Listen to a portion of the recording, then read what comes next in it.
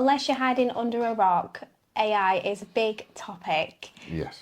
Whether you're in business, whether day to day, whether you're in property, it is something that is taking over, and there are lots of negative things about AI. Yeah, but definitely. there are also lots of positive things.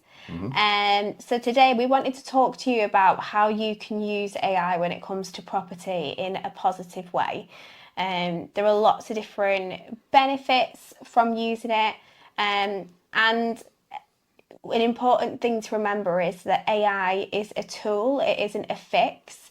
You can use it alongside something, but it's always important to make sure that you have human intervention, you check in, you fact check things. But it can be really beneficial, especially with laying out things like plans and structures, especially if you like to be very organised. But today we want to talk about our AI bot that we have created. Our very own creation, yes. Welcome to Property Legacy Podcast. My name's Steve, I'm one of the hosts, and this is Alice, my daughter, and the other host. So, what we're talking about today is AI and how it can help you, also how it can hinder you, and how you need to keep on top of it to make sure it's giving you the right results and not just all the fake news out there. You have to fact check everything that you do these days. Yeah. So let's talk a little bit about the bot that you've created. Yeah, so I generated a AI property advisor so that all of our clients can use this 24/7. So it doesn't matter whether it's 3 o'clock in the morning, 4 o'clock in the afternoon, or it's on a Sunday or during the week. You can ask questions about property investing. You can get help with analysing deals. It will even help you find properties for what you want to do. And it will also quantify things like confirm comparables with other properties in the area, what it thinks the rental amount will be, all the financial side, so it can quickly calculate all the financials for you. But it's just a tool. It's something that you do need to check, and it's something that you do need to then clarify, especially legal and financial stuff, with the proper professionals that you have in your team to help you. And what exactly can this AI bot do? Effectively, it can answer more or less any question you've got about property. So if you're just interested in property, you can ask, what's the best way to invest in property when I've only got £5,000, or I've only got £50,000, or I'm trying to invest in this area, I'm interested in doing buy-to-lets or flips, can you help me analyse in the area? Or the easiest thing is just get the link off Rightmove on a property you like and ask it to analyse it and to tell you whether it's going to be good, bad, for what you want to do. And the more that you speak to this AI bot, the more it learns about you and the way that you work, and potentially the company that you might have, or any other properties or any work that you've done. So one thing that we would always say with any AI bot is don't just start from scratch, give it the information. So whether it is the first thing you do with that bot is introduce yourself to it, tell it as much as you can about you, about your business, about your reason for doing property, what the goal is, whether it's monetary, whether it's long-term, short-term.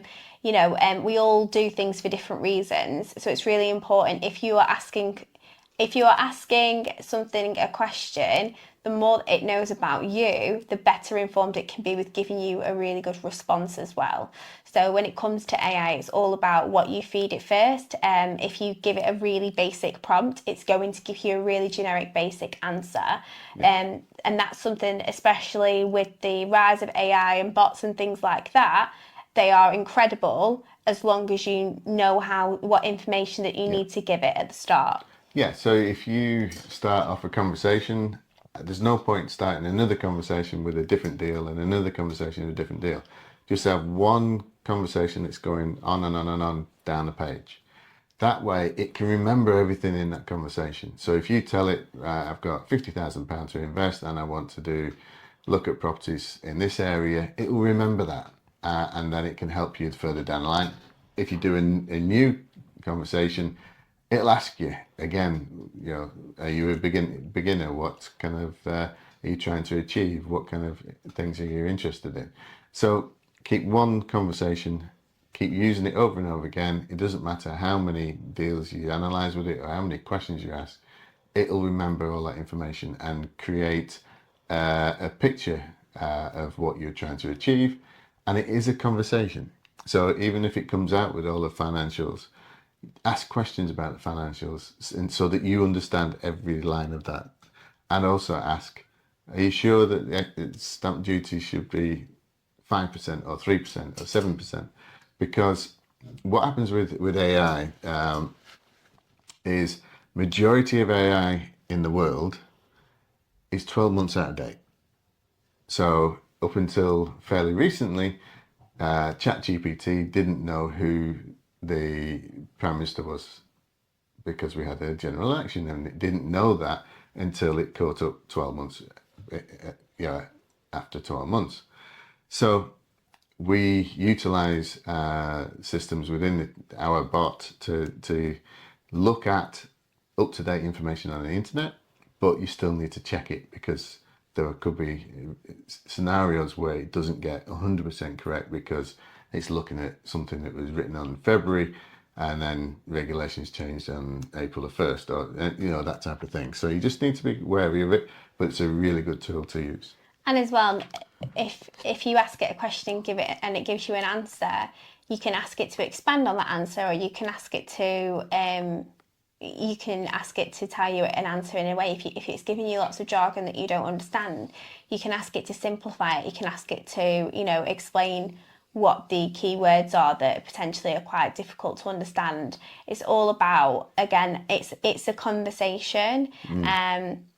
But why in particular did you want to create this bot for your community of people? So in my community, I work with brand new investors that want to learn how to do it. I work with landlords that have been doing it many years, but want to learn the new strategies and new things. But I'm not always available. I do have to sleep now and again, even though I'm up at 5 o'clock in the morning. But it's that type of thing. We work with people like this. We're been talking to a guy that works on the rigs. We're talking to people that work night shifts. So they're going to be up at different times. So I created this tool so that people could use it to kind of simplify the system, but also they can ask those questions that they would normally ask me at 3 o'clock in the morning and get an answer at that time as well, so that they can move on rather than sending an email or sending a text and not getting an answer until a day later. Yeah, and what's been the benefit so far from the people that have used it? So we literally gave it to one client or one couple, and they used it quite extensively. I basically told them to try and break it, try and find its weaknesses, and it worked really well for them. It'll help them write investor packs. It helped them analyze deals. It helped them clarify what a purchase lease option is. It allowed them to do so many things, so that it got to the point where they were really happy with it, and all the information, all the things they were telling me was really positive. I then rolled it out to the people that are on my courses. And since then, everybody's got really good things to say about it. And it just cuts down the amount of communication with me and the amount of time waiting for those answers. Yeah. I've been using it myself. For instance, tomorrow I've got a client who's travelling up from Manchester to look at properties in Blackpool. And so we put the spreadsheet in with all the information of where we're going, what we're doing, helped to analyse the deals. But it also even came up with a route plan to go from each viewing from time to time, and an itemised list, and knowing exactly, reminding the client to wear something comfortable, to have a notepad and a phone, and all these kind of things that it just did for us. And then it allowed us to print that out as a PDF, It allowed us to create spreadsheets. It allowed us to do all kinds of things that it just did, and it just kept asking questions. Would you like this in a PDF? Would you like this in in a spreadsheet? Would you like this? So it just kept giving and giving and giving, and it just simplifies things really. And how can you see AI developing in the next few years when it comes to property? So with property, it's, to be honest, it's already changing now.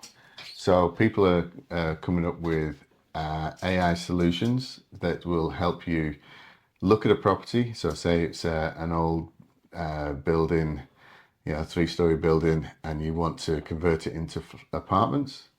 It will actually help you come up with a design, a rough design of how many units you can have within the regulations, and how it would be designed and how it would be laid out, so that when you go to your architect, most of the stuff is there, and the architect can then just do the fine tweaking and making sure that it's all up and running.